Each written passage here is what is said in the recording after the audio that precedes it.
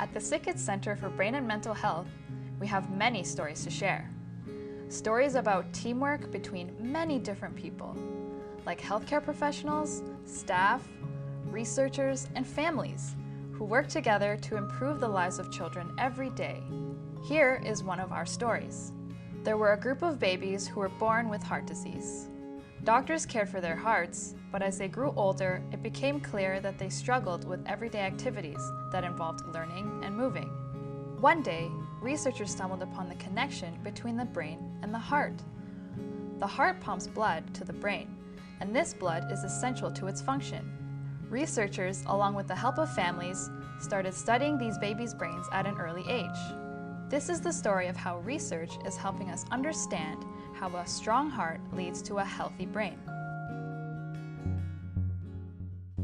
Help! Help! Sorry, Bray. I'm not strong enough to help you. Inside our bodies, the brain and the heart are always working together. When the heart gets sick, it cannot do its job of delivering oxygen and nutrients to the brain, and as a result, their teamwork falls apart. The brain tries to grow with less nutrition. Hey, look over here! I need help too! Until researchers came along. Why is the brain calling for help? The heart is the sick one. Suddenly it clicked. Aha! The researcher realized there is a connection between the brain and the heart, which needs to be explored. Because the heart is sick, I'm not getting the oxygen and the nutrients I need. I need a lot more to function and grow properly. The research team decided to explore the connection between the brain and the heart, hoping that if the brain got attention like the heart did, they could both develop to be healthy organs from early nurturing.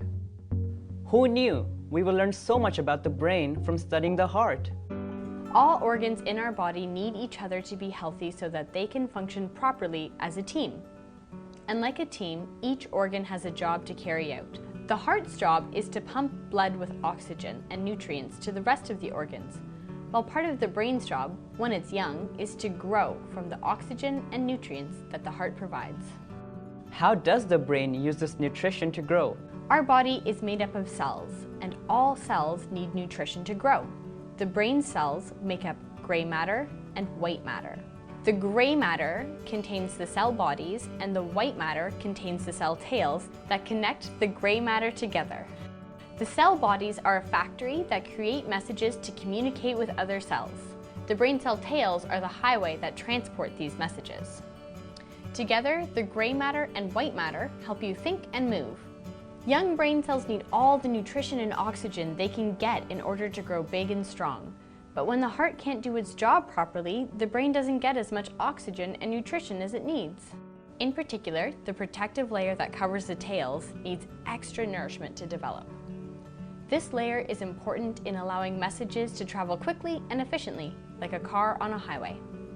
But when this layer has trouble developing from lack of nutrients and oxygen, the white matter in the brain could get injured, causing messages between cells to slow down, like a car stuck in a traffic jam. This is called white matter injury, which may cause struggles in everyday tasks involving learning or movement. This is an example of brain injury. With baby-safe imaging technology like MRI, researchers can see detailed pictures of a baby's brain. This has taught us so much about how brains grow, and in turn helps doctors know how to treat these babies. Why does the connection between gray matter and white matter matter? The messages traveling between cells are instructions that allow our bodies to think and move, so we can do activities like painting, playing with friends, solving a math problem, walking, and participating in sports. Even though brain cells are small, they carry out a very big purpose in the body. Why is newborn brain health important? During the first few years of life, the brain develops incredibly quickly. With the right treatment for the heart and close monitoring of the brain, it is possible to prevent brain injury like white matter injury. Think of this like constructing a tall building. Every year a child grows, a new story is added.